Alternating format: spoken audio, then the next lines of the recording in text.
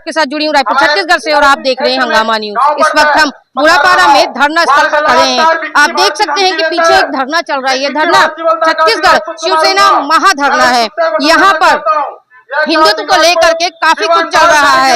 लोग यहाँ पे जो धरने में बैठे हैं वो लोग हिंदुओं के लिए काफी चीजों की मांग करते हैं और वहीं पर मुस्लिमों को और क्रिश्चियनों को दरकिनार करने की बात करते हैं। मुस्लिमों के मस्जिदों के लिए, उनकी अजानों के लिए ये लोग आपत्ति जताते हैं। आइए इनसे जुड़ते हैं और इनसे आगे जानने की कोशिश करते हैं कि ये हिंदू और मुसलमान के लिए कितनी अपने अंदर में द्वेष भावना रखते हैं। बेहतरीन खबरों के लिए बने रहे हमारे साथ और देखते रहिए हंगामा न्यूज। सर, धरना प्रदर्शन का आपका मुख्य कारण क्या है? यहाँ क्यों है आप? हम लोग यहाँ इसलिए हैं क्योंकि देश के अंदर में हिंदुओं को जो सम्मान नहीं मिल रहा, हिंदुओं को जो उनका अधिकार नहीं मिल रहा, उसके खिलाफ में हम लोग यहाँ पे हैं। हम लोग को लगता है कि देश के अंदर में हिंदू बहुसंख्यक है और इनको बहुसंख्यक होने के नाते इन लोग को जो सम्मान मिलना चाहिए, इनको जो अधिकार मिलना चाहिए, वो इनको नसीब नहीं हो रहा है। जिस देश के अंदर में 80% जनसंख्या हिंदुओं की हो और 20% जनसंख्या अदर्स हो, उस 20% में भी अगर हम मुसलमानों को देखेंगे तो 20 करोड़ हैं। इनकी जनसंख्या वृद्धि दर 1947 से लेकर ये 2023 में 2024 में 35% की दर से एक्सेस है हिंदुओं से।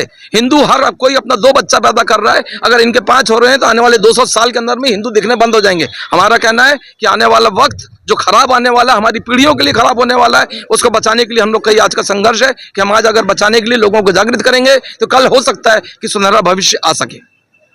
हिंदुओं की कौन सी ऐसी मांग है जो नहीं मानी गई है? कौन सा ऐसा उनका प्रायोरिटी है जिसको दबा दिया गया है? गौहत्या होती है, गौहत्या होती है, धर्मांतरण होता है जिसमें कोई कार्रवाई नहीं होती। जो धर्मांतरित होकर जाते हैं उसके बाद में उन लोग को सारी सुविधाएं मिलती रहती हैं। ये हमारा विरोध है।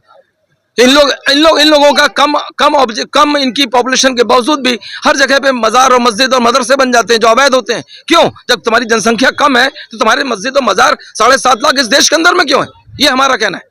कुछ समय पहले भारत को कहा जाता था क्योंकि यहाँ पे सभी धर्म के लोगों को समानता की नजर से देखा जाता था। तो आज सडनली हिंदू और मुसलमान वाली बात क्यों आ रही है? सडनली नहीं आई है, 1947 से आई। सडनली नहीं आई है, 1947 से आई है। अगर आप किसी एक धर्म को अलग से उनको सम्मान करोगे, अलग से उनका अधिकार करोगे, अलग से उनको ज्यादा सुविधा दोगे तो ये बातें आएंगी। 2 बेटे, दोनों बेटों को बराबरी से पालन करते। और जब देश का बंटवारा हुआ तो इसी आधार पर हुआ था, धर्म आधार पर। जब धर्म आधार था तब आपको इनको यहाँ पालने क्यों बैठ गए? तुम्हारे मंदिरों की स्थिति पाकिस्तान में क्या है पता नहीं आपको, बांग्लादेश के अंदर में क्या है ये नहीं पता आपको। इन लोगों ने पूरे मंदिर खत्म कर दिए, हिंदुओं को खत्म कर दिया। 12-12 साल की लड़की हिंदुओं की उठा के ले जाते हैं पाकिस्तान में और उनसे निकाह पढ़ा जाता है। ये सवाल आप उन लोग से भी पूछिए जो लोग पाकिस्तान का इन सब बातों को समर्थन करते हैं। सेंट्रल में भी भाजपा की सरकार है, राज्य में भाजपा की सरकार है, उसके बाद भी शिवसेना को धरना पे बैठना पड़ा। ये हमारा विरोध नहीं है किसी से, ये हमारी मांग है, हमारी सरकार से डिमांड है। वो करें ना करें वो अलग बात है, लेकिन हमारी डिमांड तो हम बोल सकते हैं ना। हमारी डिमांड है, हर आदमी की अपनी अलग डिमांड है, हर पार्टी की अपनी अलग डिमांड होती है। ये हमारी डिमांड है। ये कट्टर हिंदुत्व को लेके एक केसरिया झंडा, ध्वजा एक, मतलब उसमें कोई निशान नहीं, कोई उसमें रंग नहीं, कोई भेद नहीं, स्पष्ट केसरिया मतलब केसरिया, ध्वजा मतलब ध्वजा। तो हम लोग की अपनी डिमांड है, सरकार से कर रहे हैं, सरकार जिस दिन पूरा करे। जब धीरेन्द्र शास्त्री आए थे तो कुछ मुसलमानों ने हिंदू धर्म को अपनाया था, वो परिवर्तन लिए थे अपने जीवन में, उस पर क्या कहेंगे आप? हम तो कहेंगे स्वागत है हम लोग का, वो अपने धर्म में वापस आ गए। वही धर्म में वही हिंदू विरोध करता है,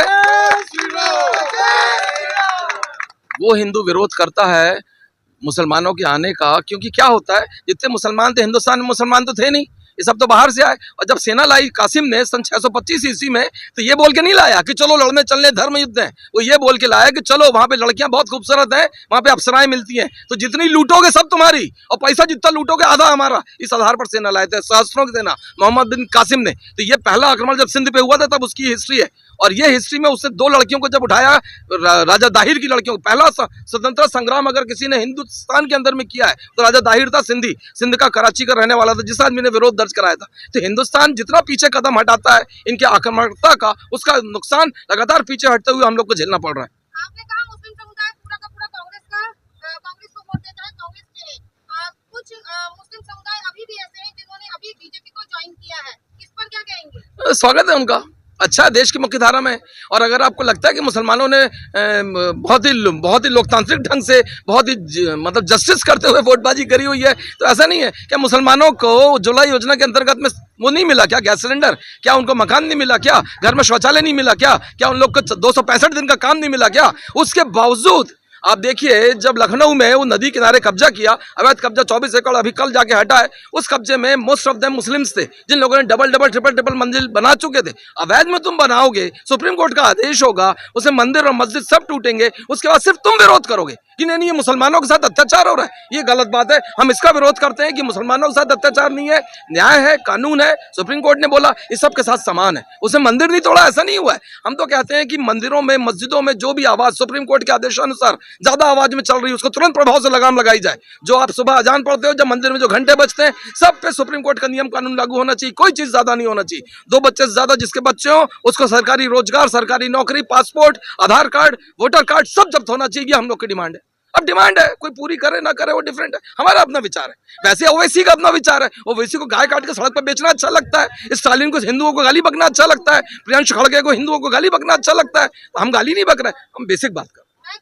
गाय की जहाँ पे बात कर रहे हैं, तो गाय अगर मुस्लिम काटता है तो वो उसे शायद कुर्बानी कहता है, और अगर हम उसे काटते मतलब हिंदू अगर उसे काटते हैं तो उसे बलि कहते हैं। तो दोनों धर्मों में ना गाय कहीं नहीं कटती, गलत कहना है आपका। गाय कहीं नहीं कटती, बकरा कटता है। धनंजय परियार, छत्तीसगढ़ प्रमुख।